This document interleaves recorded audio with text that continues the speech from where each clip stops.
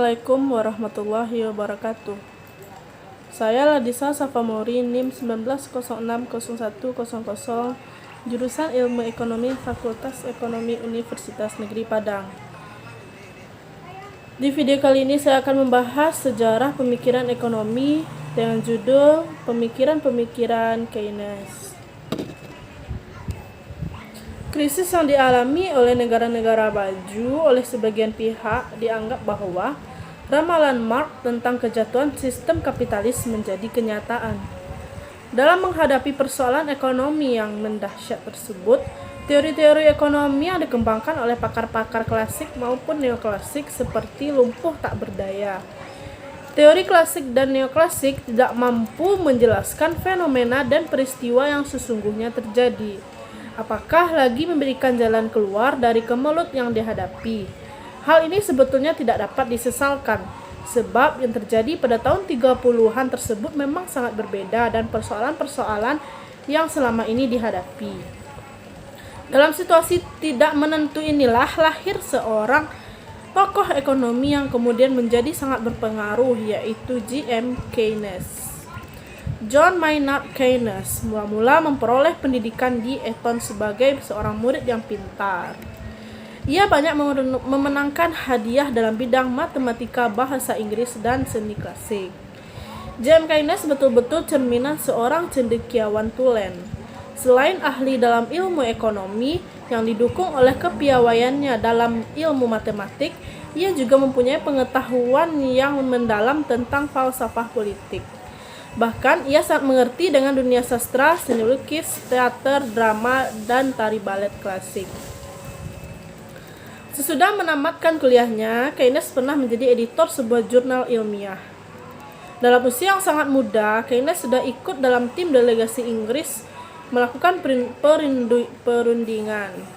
Sebelum mencapai 30 tahun, ia diangkat sebagai dosen di Cambridge University.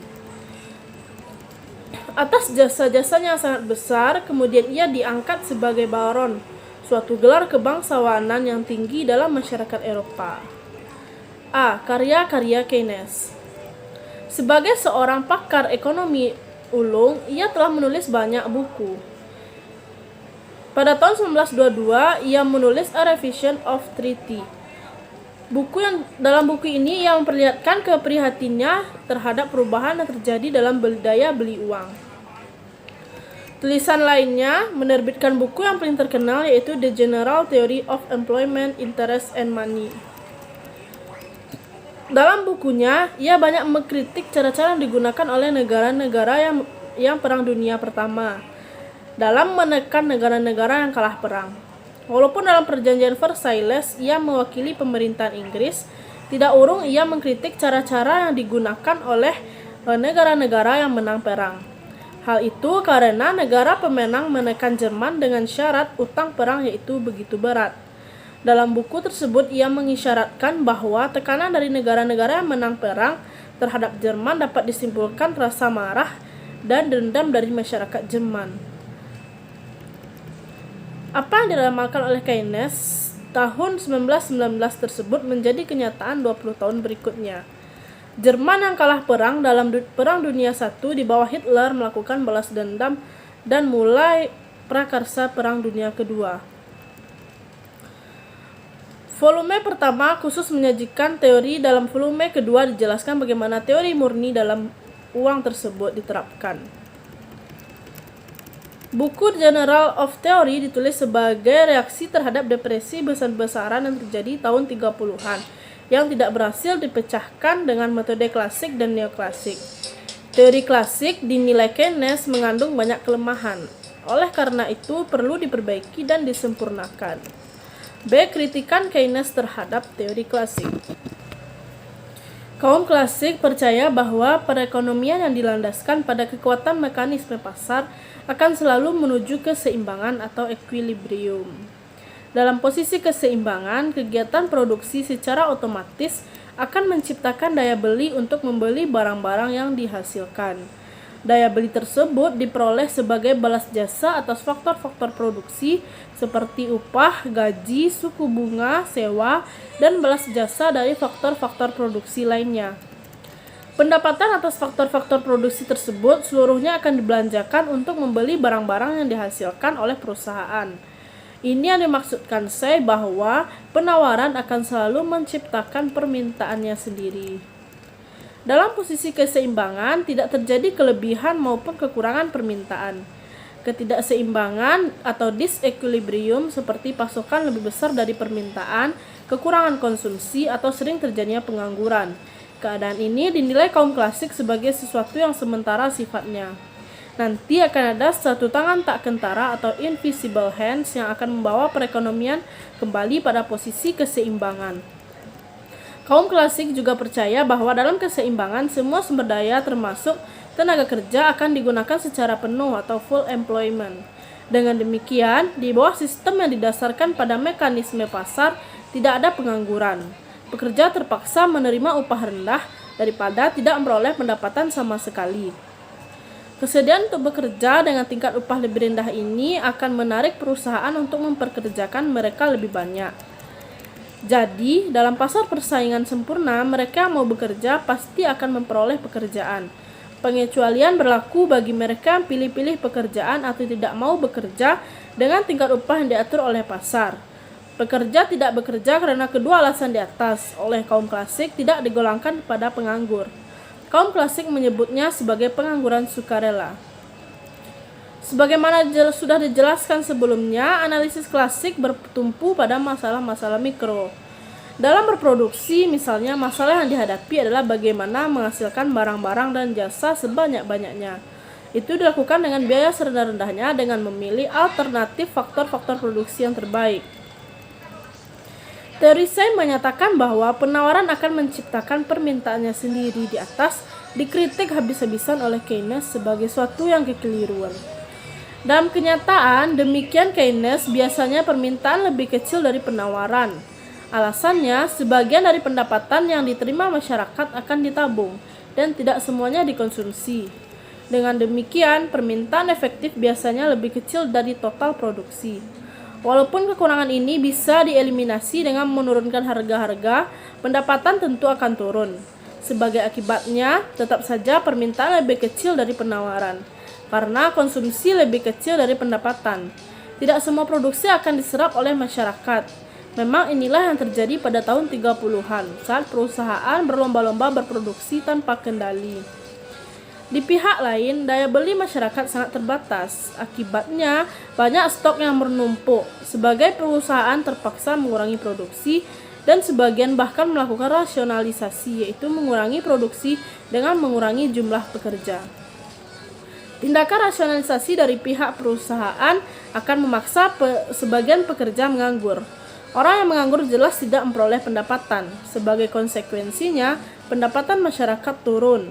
Turunnya pendapatan masyarakat akan menyebabkan daya beli semakin rendah, sehingga barang-barang tidak laku, sehingga kegiatan produksi menjadi macet. Puncak dari kemerosotan ekonomi terjadi pada tahun 30-an hampir di seluruh negara-negara industri. Terjadi depresi secara besar-besaran. Sejak terjadinya depresi besar-besaran tersebut, orang curiga bahwa ada sesuatu yang salah dengan teori klasik dan neoklasik yang dianggap berlaku umum selama ini. Menurut Keynes, dalam pandangan klasiknya, produksi akan selalu menciptakan permintaannya sendiri, hanya berlaku untuk perekonomian tertutup sederhana. Ini terdiri dari sektor rumah tangga dan perusahaan saja. Pada perekonomian seperti ini, semua pendapatan yang diterima pada suatu periode biasanya langsung dikonsumsi tanpa ada uang yang ditabung. Dalam keadaan seperti ini, memang permintaan akan selalu sama dengan penawaran agregat. Akan tetapi, dalam perekonomian yang lebih maju, masyarakatnya sudah mengenal tabungan. Sebagian dari pendapatan akan mengalami kebocoran. Hal itu diketahui kebocoran dalam bentuk tabungan, sehingga arus pengeluaran tidak lagi sama atas arus pendapatan. Dengan demikian, permintaan agregat akan lebih kecil dari penawaran agregat. Pendapat klasik bahwa jumlah tabungan akan selalu sama dengan jumlah investasi di atas dibantah oleh Keynes. Alasannya, motif orang untuk menabung tidak sama dengan motif pengusaha untuk menginvestasi. Pengusaha melakukan investasi didorong oleh keinginan untuk mendapatkan laba yang sebesar-besarnya. Sementara itu, sektor rumah tangga melakukan penabungan didorong oleh berbagai motif yang sangat berbeda, termasuk di dalamnya ialah motif untuk berjaga-jaga. Perbedaan dalam motif ini menyebabkan jumlah tabungan tidak akan pernah sama dengan jumlah investasi. Kalaupun jumlahnya sama, menurut Keynes itu hanya merupakan kebetulan belaka, bukan suatu keharusan. Karena Keynes mengamati bahwa umumnya investasi lebih kecil dari jumlah tabungan, ia menyimpulkan bahwa permintaan agregat juga lebih kecil dari penawaran agregat. Kekurangan ini apabila diantisipasi akan menyebabkan terjadinya ketidakseimbangan dalam perekonomian. Kritikan Keynes yang lain terhadap sistem klasik yang juga sangat perlu diperhatikan ialah pendapatnya yang mengatakan bahwa tidak ada mekanisme penyesuaian. Hal ini otomatis menjamin tercapainya keseimbangan perekonomian pada tingkat penggunaan kerja penuh. Hal ini sangat jelas dalam analisisnya tentang pasar tenaga kerja. Sesuai pandangan laissez-faire klasik, biarkan saja keadaan demikian. Nanti orang-orang yang tidak bekerja tersebut akan bersedia bekerja dengan tingkat upah yang lebih rendah.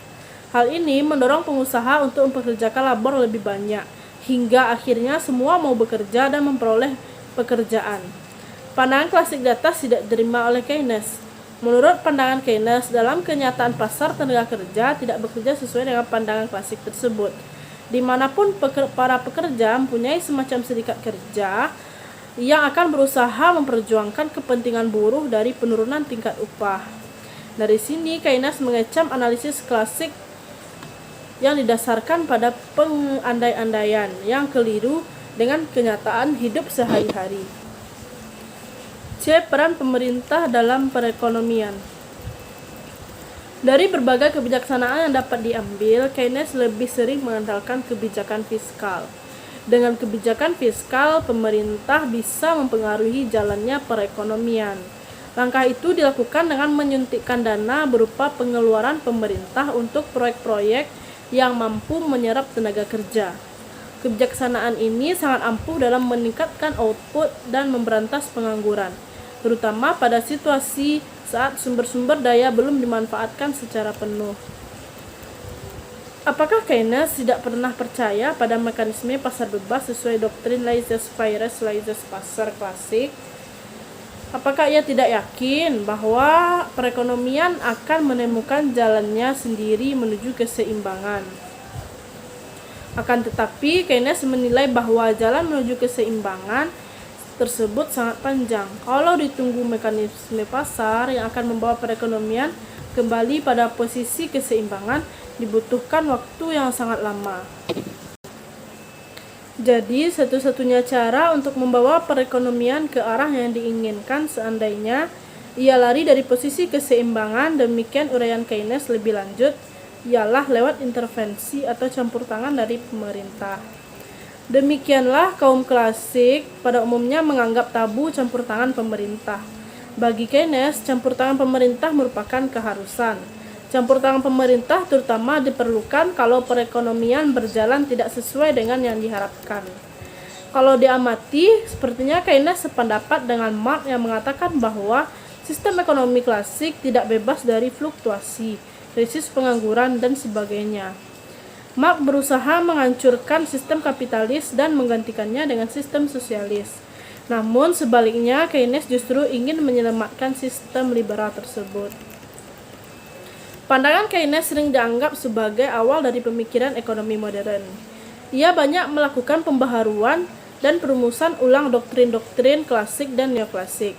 Karena Keynes menganggap peran pemerintah perlu dalam melaksanakan pembangunan, Keynes sering disebut Bapak Ekonomi Pembangunan.